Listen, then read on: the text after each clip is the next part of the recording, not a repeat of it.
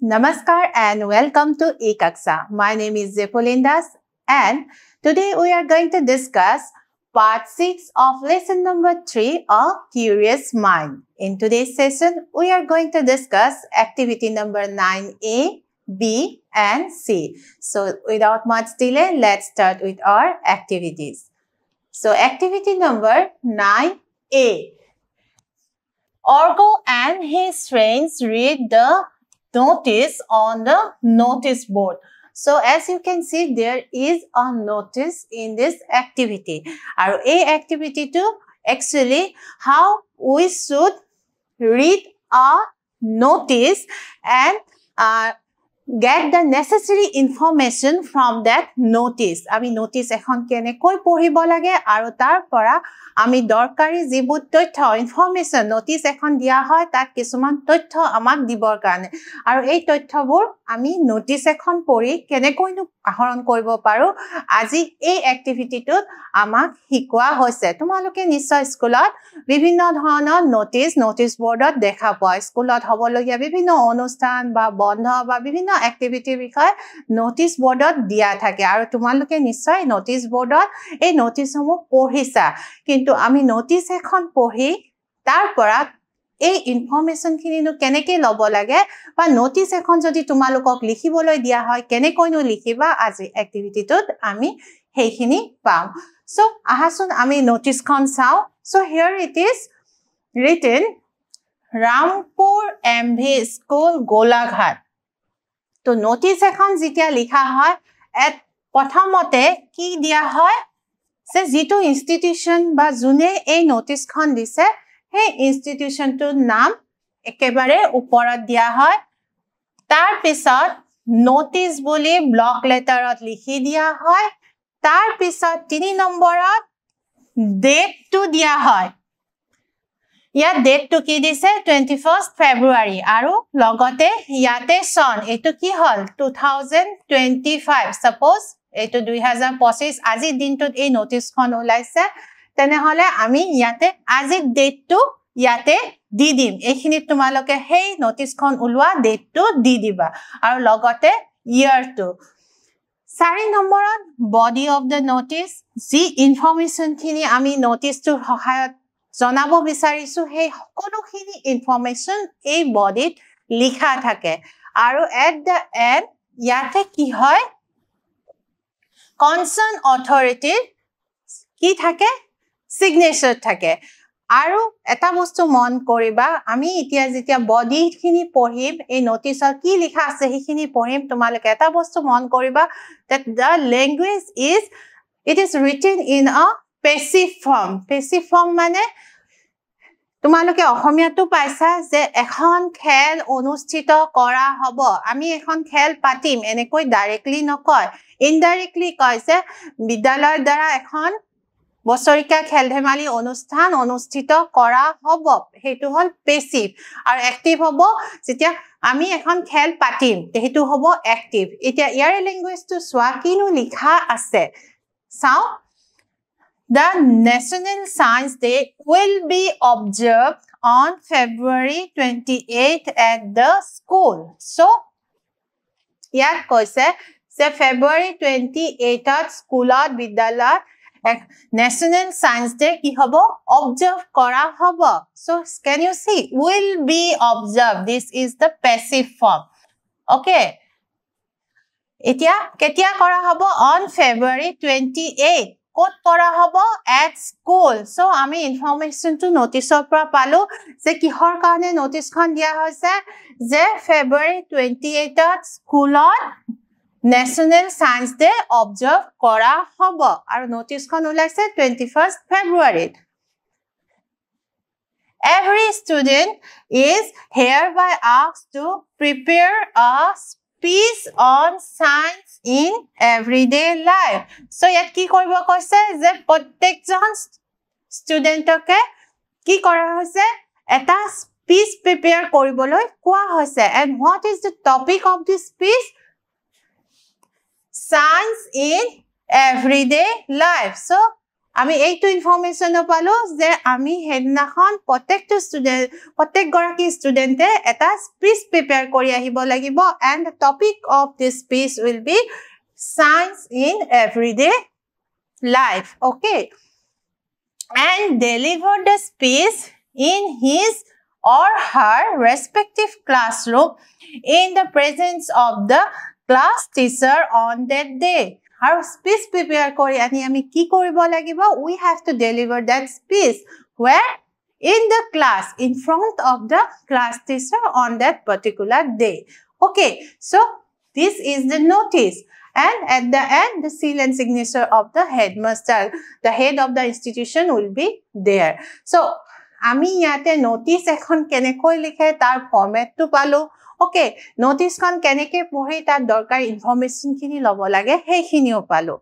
Next, ama ki koise swa. Complete the following sentence that convey the message of the notice. Yate ki hoise eta sentence dise and this sentence is incomplete. There are some blanks in the sentence and we have to fill up these blanks to complete the meaning. Complete the following sentence. We have to complete the sentence. Convey the message of the notice. So, a sentence to notice to ji message diya ase. Hey, message kini a sentence to kwa hoise, but this sentence is incomplete. We have to fill it up from the information that we get from the notice board. Okay, let's say, here it says, on the occasion of, ita occasion to ki asile. So, ami jodi notice kon sao, ki asile occasion to? National Science Day. So, ami yate ki likhim? National Science Day. Every student will prepare. Ki protekjon student ki prepare koribo? Yes, protekjon student ki prepare koribo dise? Eta speech prepare koribo dise. So, ami blankot speech likhim. Then, ako ki koise on speech to kihor porot. What is the topic of the speech? So, topic to ki asile? Again, A to hol amar topic. Science in everyday life. So, ek khali jagat ami ei bostu tu ami likhim. So, likhar pisat ami keneke pam? On the occasion of National Science Day, every student will prepare a speech on science in everyday life. So, ami ei khini information yat pam. Okay, now let's move to the next activity. That is activity number 9B. Yat ki koise swa, Orgo wrote an email to Mira asking for help to prepare the speech. Let's read what he wrote. So, a notice kan Orgoy tar schoolat paise, aro now he has to prepare a speech on the given topic. So, he is now asking the help of Mira. Mira, Orgo's cousin sister. So he has written a email ami hokoloi jano ajikali agote ki hoisile agote ami letter likhisilu chithi likhisilu ar chithi ekhon goi paboloi bahudin samoy lagisile but now this is the age of information and technology so ami ei modern era ami itia iman samoy karu hatot nai ajikali ki hoise sob quick and fast so ami yate tipba marile chithi khon goi receiver tat goi uposthit hoy keneke through email ami computer mobile laptop sobote ami likhibo paru jikono eta email account create kori so most popular email account is Gmail account aru yar badeo bibhinno email account ase Yahoo etc so yar orgoi ekhon email likhise aru ami hikhon porhim aru logote tumaloke jodi etiao email likhibo nejana tenhone email no kenekoi likhe aji ei activity to we are going to learn that so let's read the email so jetia tumaloke jikono eta mailor ami yate Gmail e kolo jetia tare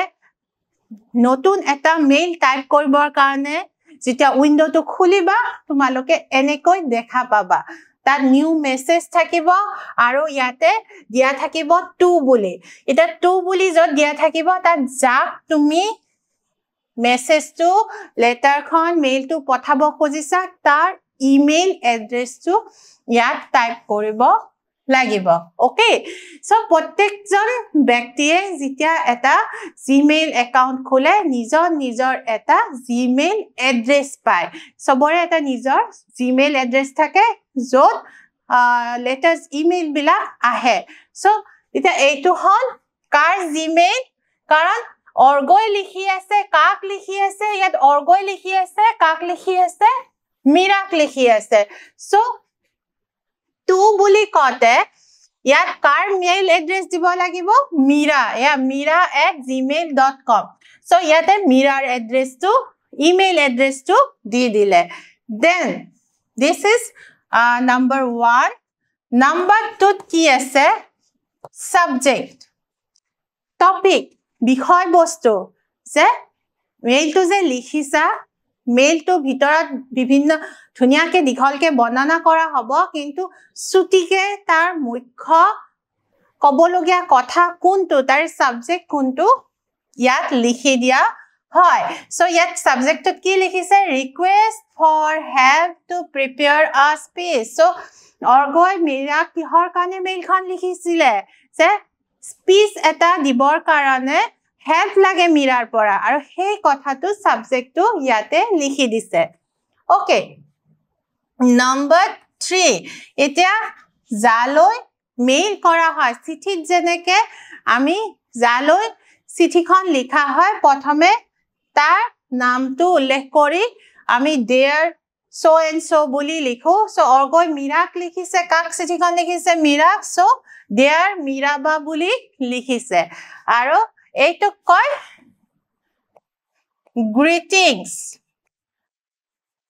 এটো গ্ৰিটিংস বুলি কয় বা salutation বুলিও কোৱা হয় এটো তোমালোকে লেটাৰটো পাবা সো দেয়াৰ মীৰাবা যাক লিখিছে চিঠিখন তেওঁক উদ্দেশ্যি যিখিনি থাকে হেতু হল গ্ৰিটিংস বা salutation then the body of the mail ইয়াতে মূল কথাখিনি লিখা হয় দিস ইজ নাম্বাৰ 4 ত বডি অফ দ্য লেটাৰ কি লিখিছে সোৱা I have to deliver a speech on the topic science in everyday life on February 28 at my school will you please help me এতিয়া এইখিনি অৰ্গৈ মীৰাক লিখিছে this is the main mail তাৰ পিছত কি কৰিছে এইটো হল 5 নম্বৰ পইণ্ট কৈছে with regards ঠিক আছে এইখিনি হল কি এইখিনি লাষ্টত জুনে লিখে তেওঁৰ নামটো জুনে মেইলটো লিখিছে এ কোনে লিখিছে অৰ্গৈ নিজৰ নামটো ইয়াতে লিখি দিব ঠিক আছে আৰু এইখিনি হল কনক্লুডিং এইখিনি হল কনক্লুজন ইয়াত লাষ্টত উইথ ৰিগাৰ্ডছ ডাঙৰ হলে ৰিগাৰ্ডছ সৰু হলে উইথ লাভ এইখিনি হল কনক্লুজন তাৰ পিছত কি হয় ইয়াতে দেখা পাইছানে সেন্ড অপচনটো আছে আৰু এই সেন্ড অপচনটোত যেতিয়া ক্লিক কৰা হ'ব মেইলখন তাতে গুছি যাব তাৰপৰ ইয়াত তোমালোকে কি হৈছে বিভিন্ন ধৰণৰ সৰু সৰু কিছুমান আইকন দেখা পাইছা আৰু এবোৰ বিভিন্ন কামত ইউজ হয় যেনেকে এইটো আইকনত কি হয় তোমালোকে যদি ইয়াত কিবা ফটো বা কিবা ডকুমেন্ট মেইলখনৰ লগত এটাচ কৰি দিব খোজা তেনেহলে এইটো ক্লিক কৰি তোমালোকে নিজৰ ফাইলত গৈ সেই ফাইলৰ পৰা সেই ফটো বা ডকুমেন্টখন এই ইয়াতে আপলোড কৰি মেইলৰ লগত একেলগে পঠাব পাৰিবা ঠিক তেনেকে ইয়াতো ফটো দিয়াৰ সিস্টেম আছে এইটো হল গুগল ড্ৰাইভত যদি তুমি মেইলটো সেভ কৰি থব বিচাৰা তেনেহলে এইটো সিম্বল যে তোমাৰ মেইলখন গুগল ড্ৰাইভত সেভ হৈ থাকিব ক্লাউডত থাকিব এবোৰ হল ইমোজি তোমালোকে যদি কিবা ইয়াৰ লগত বিভিন্ন ইমোজি ভৰাব বিচাৰা যেনেকে স্মাইলি হেবোৰ তোমালোকে তো WhatsApp কৰাই তাত ইমোজি কি জানাই সো এবোৰ তোমালোকে ভৰাব পাৰিবা ইয়াত এটা বস্তু দেখিছা CC and BCC what are these ইয়াত CC মানে হল কার্বন কপি কার্বন কপি আৰু BCC হল blind carbon copy হেতু কিহৰ কাৰণে কৰা হয় তোমালোকে যদি CC ইয়াত এনেকুৱা স্ল্যাশ থাকে CC যদি দিয়া তেনে হলে same mail খন যদি তুমি আৰু কাৰোবাক যদি পঠাব খুজিছে same mail খন তালৈকেও গুচি যায় আৰু blind carbon copy সেই same mail খন আন এজনৰ তাতো গুচি যায় কিন্তু সেইখন কোনে কাক শেয়াৰ কৰিছে হে একেটা মেইল আমি বহু মানুহক শেয়াৰ কৰিব পাৰো CC প্ৰত্যেককে দেখা পাব কাক শেয়াৰ কৰা হৈছে কিন্তু ব্লাইন্ড কাৰ্বন কপি BCC হেতু গম নাপায় সো এই এনেকে হল এটা ইমেইল লিখা সিস্টেম ওকে তোমালোকে গম পালা কেনেকে ইমেইল লিখা হয় নেক্সট আমাক এটা এক্টিভিটি কৰিব দিছে নাও এক্টিভিটি নাম্বাৰ 9C কি কৈছে The reply given by Meera to Argo are in parts written in the cards. Read the parts. So, এটা Meera Argo কি কৰিছে reply দিছে আৰু সেই reply to ইয়াতে এখনমান কাৰ্ডত separately reply খিনি part কে আমাক দেখুৱা আছে আৰু আমাক পঢ়িবলৈ কৈছে Okay, let's read. With regards Meera এতিয়া দেখা পাইছানে প্ৰথমতে with regards Meera এই পাৰ্টটো আমি একেবাৰে লাষ্টত পাও এটো জুনে লিখে তাৰ নামটো তলত হয় জালৈ লিখা হয় প্ৰথমে আমি তিৰ নামটো পাও সাবজেক্ট আছে দেয়াৰ অগ স্যালুটেশন যেটো আছে হেতু ওপৰত থাকিব লাগে আকৌ একেবাৰে প্ৰথমতে থাকিব লাগে এইটো mail address and this is the body of the letter বডিটোত কি কৈছে সোৱা that's really nice I will definitely help you I will come to your house tomorrow. Both of us will search on the internet, find the relevant information and prepare the speech. Is that okay, Argo? See you tomorrow. So this is the body of the letter. So here agote moi mail to numbering kori dekhaisilo je prothomote ki hoy prothomote hoy ki 2 boli likhi jaloi mail to kora hoise teor mail address to so yate ami এইটো হবো number 1 হয় না নহয় তাৰ পিছত number 2 কি হবো subject হয় না সো সাবজেক্ট ইয়াত সাবজেক্ট এইটো হবো নাম্বার 2 সাবজেক্ট কি agreeing to help এটা নাম্বার 3 কি আছিল দেয়ার মীরাবা মানে জালৈ মেইলটো লিখা হৈছে এতিয়া অৰ্গই মীৰাক লিখিছে কাৰণে দেয়াৰ মীৰাবা এতিয়া কি হৈছে মীৰাই অৰ্গক লিখিলে দেয়াৰ অৰ্গ this is number 3 আৰু number 4 to কি হ'ব the body of the mail so the body of the mail is number 4 আৰু তাৰ পিছত এইটো হল কনক্লুজন টু যত কি হয় সেন্ডাৰৰ নাম থাকে ইয়াত সেন্ডাৰ কোনে মেইলখন লিখিছে Mira so this is number 5 now এতিয়া উলট পালটকে দিয়া আছিল আমি আইডেন্টিফাই কৰিব পাৰিছো কোনটো আগত হয় আৰু কোনটো পিছত হয় তাৰ পিছত আমাক এটা এক্টিভিটি দিছে now rearrange and write the parts in the proper places to get Meera's email এতিয়া আমি অলৰেডি ৰিএৰেঞ্জ কৰিছো আমি আইডেন্টিফাই কৰিছো পাৰ্ট বিলাক কোনটো প্ৰথম কোনটো সেকেন্ড কোনটো থাৰ্ড কোনটো ফোৰ্থ আৰু এতিয়া সেই পাৰ্ট বিলাক ৰিএৰেঞ্জ কৰি প্ৰপাৰ প্লেছত Meeraৰ ইমেইলটো ইয়াত তোমালোকক খালি ঠাই দিছে তোমালোকৰ বুকত আৰু you have to write it down so মই তোমালোকক ইয়াতে কৰি দিছো see মই প্ৰপাৰ প্লেছত দি দিছো this is number 1 the mail address Argo's mail address then this is the subject and this is the salutation this is the body of the letter and this is the concluding name okay and this is the final outcome okay তোমালোকে নিজৰ বুকত যি খালি space আছে তাত এইখিনি সুন্দৰকৈ সজাই লিখি লবা সো আজি আমি কি কৰিলো আমি গুটেই মেইল কেনেকৈ কৰে আৰু নোটিস কেনেকৈ কৰে সেই বিষয়ে ভালকৈ বুজি ললো so hope you have learned something from today's session see you again in the next class have a nice day and thank you